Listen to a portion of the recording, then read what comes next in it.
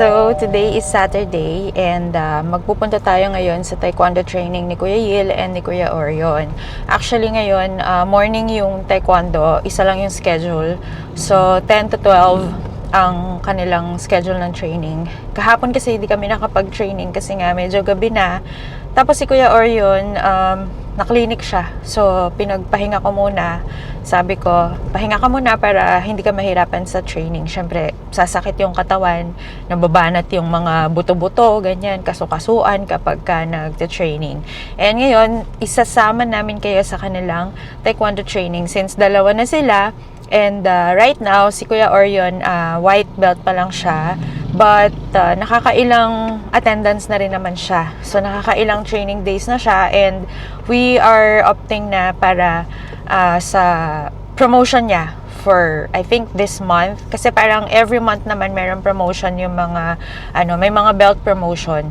So yun. So this month, hopefully, kapag belt promotion na siya, so yung next will be yellow na. Ayun. And this month din pala merong competition. So, sa Manila ulit. Same venue nung before. So, si Kuya Yil yun, second national competition na niya. So, yun. So, hindi kasi kami masyadong nakakapunta sa mga nationals before. Tapos, natataon na kapag meron kaming travel abroad, yun, merong national. So, hindi talaga kami makakasama kasi hindi namin maaano si Kuya Yil doon. So, yun. So, kailangan pa niya dalawa eh. So, yung isa ngayong July and then hopefully yung next niya para kapag ka nagkaroon siya ng isa pang nationals, pwede na siyang magpa-promote to the next colored belt which is red. Yun. Tapos si Kuya Orion is, yun, yellow muna. So, kapag nag-yellow na si Kuya Orion, pwede na siyang sumali ng isang regional, kasi isang regional lang naman yung required to be blue, to be a blue belter na sa taekwondo. So, yun, let's go! Hi, good morning, Mrs. Kurt. Can I get you for today? Yes, good morning. Isang pure matcha, iced pure matcha, tall. Ice per matcha tall. Any customization po? Wala naman. Anything else po? Tapos isang glazed donut. Please donut. Anything else? Wait lang, hinahanap ko lang yung customized drink ko. Wait lang. Sure. Asa na ba yun? Nakakaloka. Ito, grande white chocolate mocha with coffee jelly. Grande white chocolate mocha. Ice po siya naman. Iced. With coffee jelly. Anything else? Ano yun? Grande. Yes po. Okay na yun. Sure. Just having 6 and 1. Add ko lang po, you may discount for that sila sa first discount. Wala naman. Sure. As in, Yung Starbucks card, pero loloadan ko. sure. Okay. Ready na lang po and once ready, we'll share po. Thank you. Okay, thank you.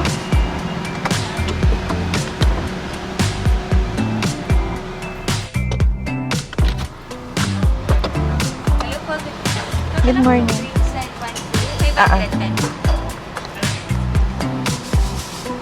Starbucks card. Tapos loloadan ko, How much? 600. 300. 6. 600.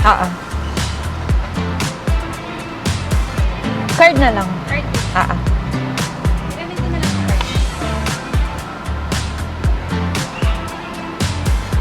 Bigay ko. Thank you. Dito mo na yung ice cold cream matcha. Thank you. Orion? Ay, dito na lang na, mamaya na.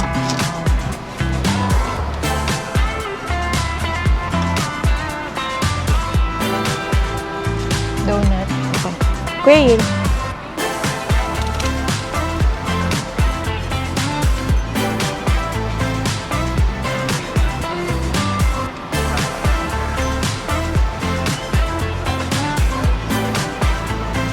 Mabigay ko.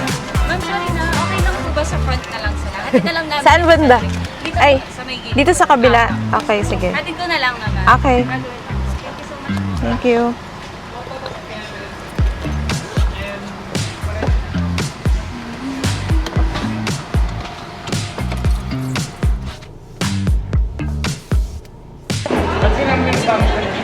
Kaya ma, layo ka dun.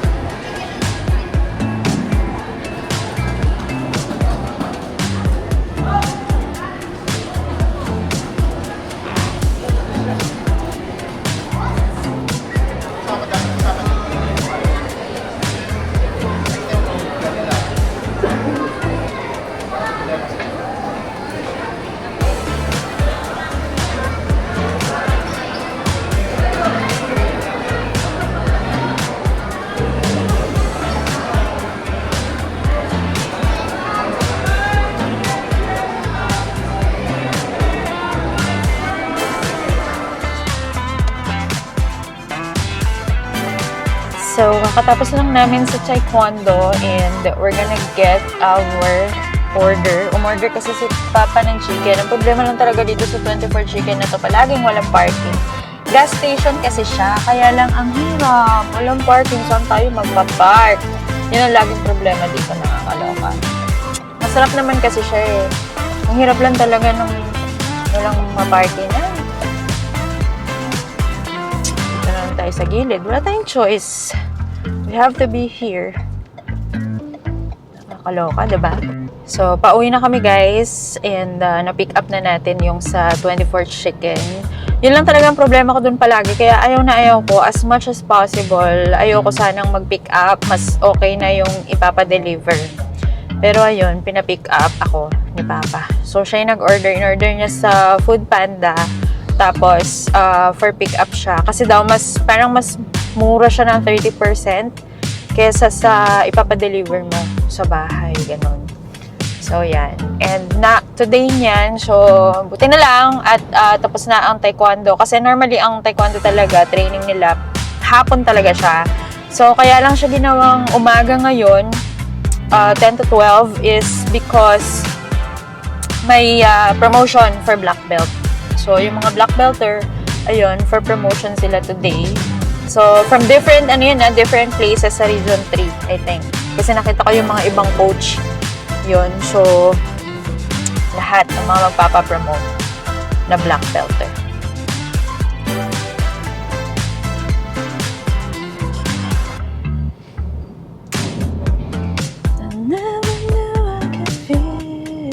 Nakauwi na nga pala tayo kanina pa and actually it's already 3:35 PM. Ang dami ko nang nagawa dito sa bahay, nakapag-lunch na tayo and all. And ayun, ikukwento ko nga pala kung bakit natin pinagta-taekwondo si Kuya Orion. So remember before nag-therapy. So ni-require siya na mag-therapy, occupational therapy. And then early last week yata or mga third week ng March, 'di ba tinigil na nga yung kanyang therapy. So na-clear na siya sa kanyang neurodev. And then ang sabi is mas okay kung magkakaroon siya ng sports para maging mas busy siya. Hindi puro gadgets ang ginagamit niya. So yun, at first gusto niya talaga mag-swimming. Pero since marunong naman na siyang mag-swimming, so nakakapag-stroke naman na siya kapag nasa pool. So sabi namin, bakit hindi na lang taekwondo? Kasi at least yung taekwondo, parang madami siyang benefits madaming benefits na makukuha yung bata kapag yun yung kinuha niyang sports. Kasi aside from self-discipline, so magkakaroon din siya ng confidence sa sarili niya and also self-defense din. Yun yung talagang yun yung isa sa mga gusto namin na matutunan ng mga bata. So, 5 tenets of Taekwondo: courtesy, integrity, perseverance, self-control, and indomitable spirit. So, yun yung palaging sinasabi sa kanila. And so far, nakikita naman namin na talagang excited si Orion sa pagte-taekwondo. So, every week, tinatanong niya sa akin, Mama, kailan yung training? Gusto ko mag-training ngayon, ganyan. Kahit walang training, gusto niya mag-training. Tapos makikita mo sa bahay, kung ano yung tinuro sa kanila, ina-apply niya rin sa bahay. So, nagsisipa-sipa siya, ganyan. So, na-enjoy niya yung taekwondo, and then, ang dami niyang friends sa taekwondo, compare kay Kuya Yil. Kasi si Kuya Yil nga, mahiyain. So, magkaiba talaga sila ng personality ni Kuya Yil. Pero, proud naman ako kay Orion, kasi, nung una, parang nahihiyan daw siya ng mag-taekwondo. Tapos ngayon, yun. Very excited na siya, and excited na nga siya na ma-promote siya into yellow belt. Ayun, so if naghahanap kayo ng sports for your kids na pwede nyong isabay sa pag-aaral nila, ayun, try nyo yung taekwondo. So we are at Vista Mall. So yung Pampanga Taekwondo Training Center sa Vista Mall Community Training, normally ang schedule is every Friday, Saturday, and Sunday, 2 hours yung training.